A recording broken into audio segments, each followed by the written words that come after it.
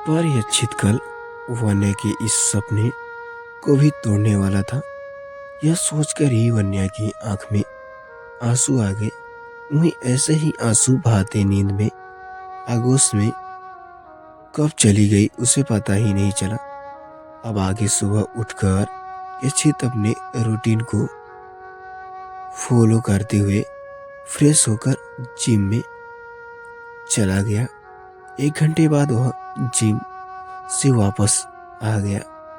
फिर शावर लेते हुए वॉशरूम में चला गया। वन्या अभी भी सो रही थी। थोड़ी थोड़ी देर बाद वह रेडी होकर बाहर आ गया। वाइट और ब्लैक कलर के सिप सूट में वह बेहद हैंडसम लग रहा था। उसने ब्रेकफास्ट किया और एक स्वेट को वन्या को ख्याल रखने के बाद कहा दिया था। मैं एक उसे कुछ एक्स्ट्रासन भी दिए। वन्या को रेडी करने के बाद फिर वह अपने ऑफिस के लिए निकल गया। कायदे से तो आज उसकी शादी होने वाली थी, इसलिए उसे शादी की तैयारी में बिजी रहना चाहिए। पर यचित राय सिंघानिया को उसकी काम इस सब चीजों से सबसे ऊपर था। जिंदगी में उसके सिर्फ 2 ही चीजें से मतलब था, एक तो अपने बिजनेस और दूसरी उसकी फैमिली। इसके अलावा भी कोई दुनिया में कोई चीज होती यचित को शायद ही पता हो। प्यार कैसे चीजों का मतलब तो उससे दूर दूर तक पता नहीं था और न ही वह मतलब रखना चाहता था, क्योंकि उसे लगता था कि शायद उसे अवनी से प्यार हो गया, क्योंकि अवनी का बिहेवियर उसके और उसकी फैमिली के साथ बहुत ही स्वीट था। आज तक उसकी अवनी का स्वीट चेस्टर को ही देखा था, पर अवनी वह नहीं थी कि जो ये छेद और उसकी फैमिली को दिखाती थी। उसे ये छेद से कोई मतलब नहीं था। मतलब था तो सिर्फ उसके नाम से, उसके पैसे से और उसकी इतनी बड़ी प्रॉपर्टी से। जब उसे अवनी का असलियत का पता चला, उसे पल से उसे प्यार कैसे शब्द में फेक लगने लगे। जब उसने डिसाइड कर लिया कि अब चाहे कुछ भी हो जाए वह इस सब फीलिंग को अपने दिल में पहनने नहीं देगा। पर अगर उसे प्यार जैसी चीज पर इंटरेस्ट नहीं है तो वह वन्या से शादी क्यों करना चाहता था, ये तो हमें आज शादी के बाद पता चलेगा। यचित अपने ऑफिस चला गया। जब वन्या उठी तो उसने सामने की तरफ देखा तो एक सर्वेंट उसके सामने खड़े हुए था। वह वन्या की तरफ देखते हुए बोली, मैडम आप फ्रेश होकर जाइए, तब तक मैं आपके लिए फास्ट रेडी करवाती हूँ। सर ने आपकी ख्याल रखने के लिए कहा है, इसलिए आपको किसी भी चीज की जरूरत हो तो आप मुझे बोल सकती हैं। वन्या मन ही मन बोली, बड़े आए ख्याल रखने वाले। अगर इतना ही ख्याल रखना है तो जबरदस्ती मुझसे शादी क्यों करना चाहते हैं? पर इसमें सर्वेंट की तरह देखते हुए हमें सिर हिला दिया और वॉशरूम की तरफ फ्रेश होने के लिए चली गई। थोड़ी देर बाद वह फ्रेश होकर वॉशर लेकर बाहर आई गई। बेड पर उसके लिए एक से एक स्पेशली ड्रेसेज रखी हुई थी, पर वन्या ने एक सिंपल सा फ्रॉक ड्रेस पहन लिया जिसमें वो काफी क्यूट लग रही थी। उसने ब्रेकफास्ट लिया और वापस रूम में आकर सोफे पर आराम से बैठ गई। दूसरी तरफ सिंघानिया मंसल एक 23 साल का लड़का जो दिखने में बेहद हैंडसम लग रहा था। यह चित की तरह काली गहरी आंखें और खूबसूरत सा चेहरा पर्सनालिटी में भी बहुत कमाल की थी। उसकी हाइट और सेक्सी मस्कुलर बॉडी वह एक दूसरे लड़के की तरह देखते हुए बोली, अनन्या भाई, मुझे इस बात को बहुत खुशी हो रही है कि फाइनली आज भाई शादी करने वाले हैं, मगर ये जानकर बहुत बुरा लग रहा है कि वो मेकअप की दुकान औनी मेरी भी भाभी बनने वाली है। पता नहीं भाई को उसमें क्या दिख गया, उसके मुंह में शुगर घोलने से कोई समचूक का मीठा तो नहीं बन जाता था। पता नहीं मीठी मीठी बातें करने वाली साबित करना चाहती थी कि वो जैसे हमें तो उसके बारे में पता ही नहीं चलेगा। और नए उस लड़के के कंधे पर हाथ रख कर बोला, हम कुछ भी तो नहीं कर सकते, छोटे वो ये चीज को पसंद है ये तो सिर्फ हम सब ही जानते हैं ना। वो ये चीज के लायक नहीं है। वह लड़का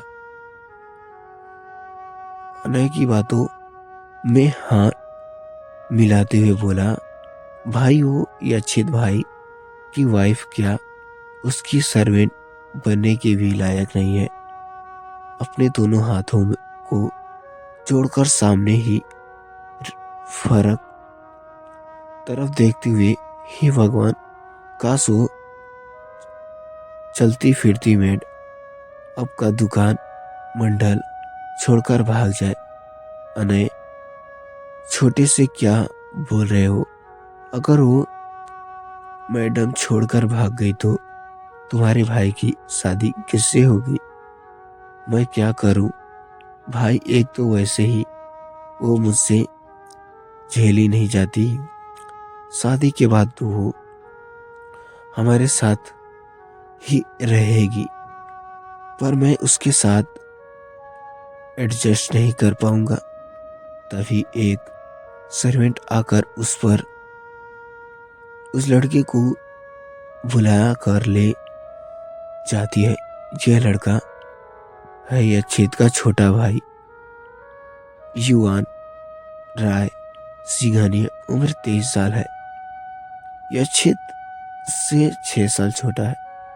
उसकी तरफ खूबसूरत आंखें, खूबसूरत चेहरा और सेक्सी मुस्कान, बॉडी छोटी होने के कारण यह यच्छित का लाडला है। यच्छित अपने भाई से बहुत प्यार करता है। पर जताता बहुत कम है। युतान भी अपने यच्छित भाई से बहुत दादाजी मिस्टर जान से चैतन्य भी राय ज्यादा सिंघानिया प्यार करता। बादशाह युवान से ये खबर के ले रहे साथ थे जो कि दूसरा शादी लड़का की तैयारी यहाँ सारी हो गई। युवावन को भी उस सर्वेंट से दादाजी की पास बुलाने के लिए आया था। लिविंग रूम के अपनी छड़ी को पकड़ते हुए एक बुजुर्ग, जिनकी उम्र 70 साल से बेसब्र में चली जा रही थी, युवावन उसके पास आया और उसने बेसब्र को देखते हुए मजाकिया लहजों से बोला, क्या बात है बड़ी, आप एक्साइटमेंट लेवल देखकर तो लग रहा है कि आज शादी भाई की नहीं बल्कि आपकी होने वाली है।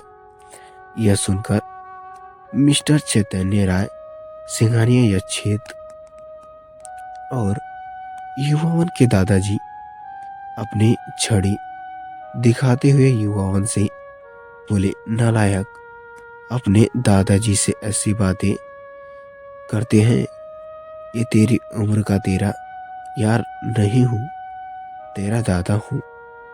दादा युवावन मजाकिया लहजों में बोले, क्या बड़ी बात भी, किसने कहा कि आप बूढ़े हो गए?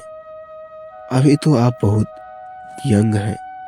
मैं तो आपको यही सजेस्ट करूंगा कि आप भी मेरे लिए एक खूबसूरत सी दादी माँ ले आओ। चैतन्य जी युवावन को एक छड़ी लगाते हुए बोले, तू इस उम्र में भी मुझे अपनी दादी से पिटवाना चाहता है? युवावन साइड हटते हुए बोला, बड़ी दादी माँ तो अभी हेवन में होंगी, उन्हें क्या ही पता चलेगा कि आप यहाँ किसके साथ रास कर रहे हैं। रुक बेटा, आज तो तू मुझे नहीं छोड़ेगा। तू दिन अब दिन और बेशर्म होता जा रहा है। फिर ऊपर से तरह देखते हुए बोले, देख रही हूँ निखिल अपने पोते को। युवावन आगे आगे और चैतन्य जी उसके पीछे अपना छड़ी लेकर दौड़ रहे थे। युवावन बीच बीच में जोर से बोल ही रहा था, अरे कोई तो बचा ले इस एंग्री यंग मैन से, नहीं तो आज ये मुझे छड़ी से मार मार कर मुझे अधमरा कर देंगे।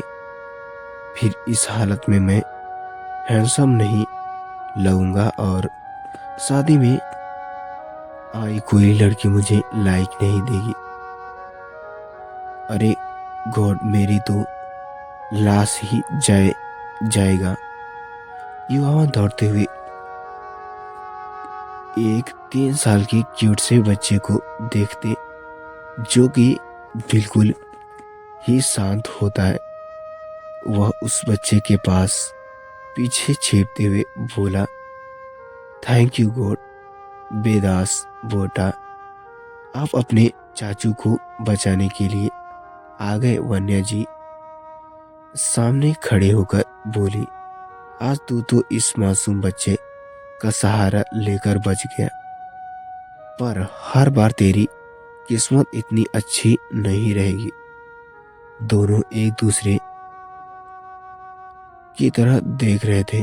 तभी वह 3 साल का मासूम बच्चा चैतन्य जी के पास गया और बोला, बड़े दादू, आप तातू को क्यों मार रहे थे?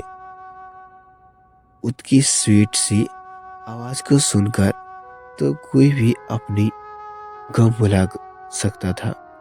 चैतन्य जी अपनी घुटने के बल बैठ गए और उसने फिर पर हाथ फेरते हुए बोले, मेरे बच्चे, क्योंकि आपके चाचू बहुत बदमाशी कर रहे थे, इसलिए यह कहते हुए दादी जी युवावन के पास कान को पकड़कर मुड़ते देखते हुए दादी जी छोड़ दीजिए, बहुत दर्द हो रही है। तभी एक लड़का वहाँ आ जाता है, देखने में बेहद हैंडसम और डेंगिसिंग लग रहा था। वह एक्चुअली अकाउंट फील्ड में था। सिंपल वाइट शर्ट और जींस पैंट में भी उसकी चार्मिंग पर्सनैलिटी उभर कर आ रही थी। वह दोनों को इस तरह देखकर बोला, क्या बात है, आज तुम्हारी एंग्री यंग मैन की जाग अपने प्यारे पोते पर कैसे गिर रही?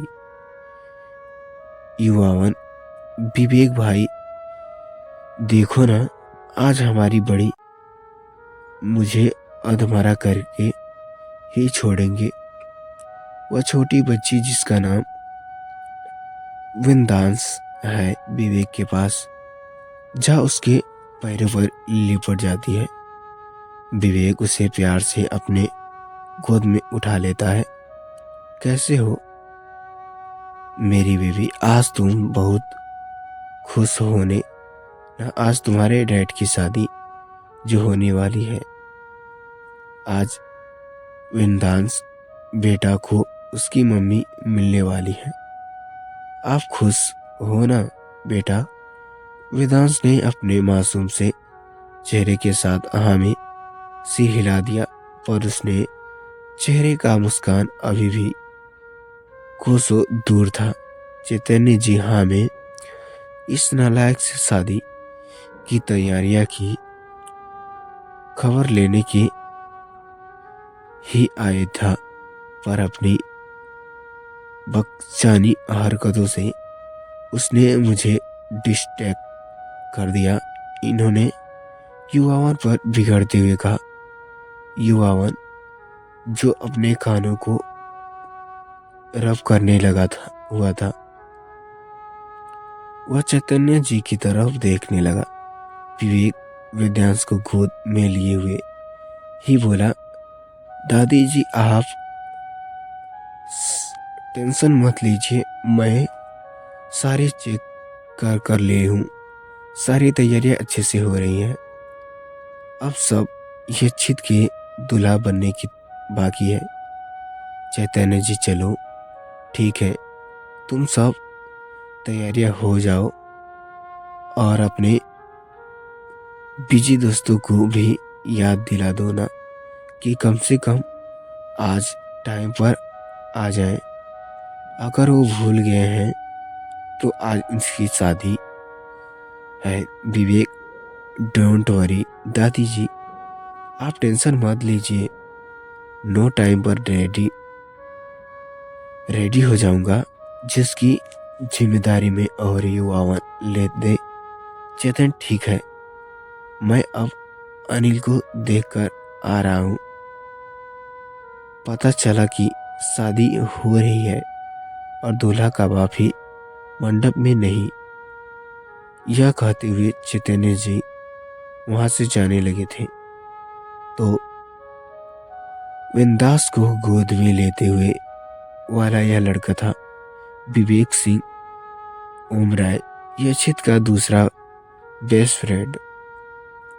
यक्षित, अनय और विवेक तीनों कॉलेज के टाइम से ही बेस्ट फ्रेंड हैं।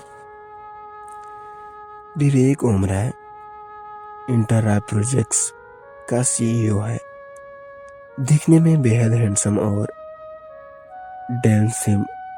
और चैतन्य जी एक कमरे में जाते हैं जहां एक 57 साल का आदमी अपने बेड पर लेटा कर आराम से एक बुक पढ़ रहा होता है। उसे देखकर लग रहा था कि उसे यक्षित की शादी की ज्यादा एक्साइटमेंट नहीं है। एक्साइटमेंट तो छोड़ो, उसे देखकर लग रहा था कि उसे इस शादी से कोई इंटरेस्ट नहीं है। चैतन्य जी बेड पर बैठ जाती है और उनकी तरफ देखते हुए बोली, अनिल बेटे, मैं ये क्या देख रही हूँ? आज तुम्हारे बेटे की शादी है और एक तुम हो कि कमरे में बड़े हो अनिल जी। पापा आज भी जानते हैं कि मुझे उसकी शादी में कोई दिलचस्पी नहीं। चैतन्य जी बेटा, मैं वो सब कुछ नहीं सुनना चाहता।